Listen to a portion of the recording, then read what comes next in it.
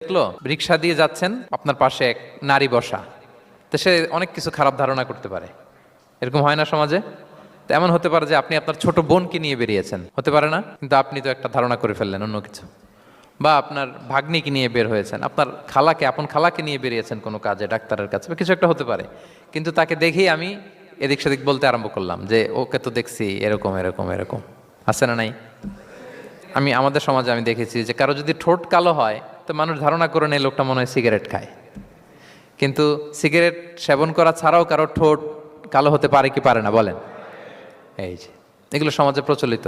বিয়ে করার পর পর ইমিডিয়েট যদি কেউ একটা গাড়ি কিনে বা হুন্ডা কিনে, এটা কি বলে বলেন তো? এই তো এই বোধহয় শ্বশুর বাড়ি থেকে যৌতুক নিয়ে আসছে। দেখছেন?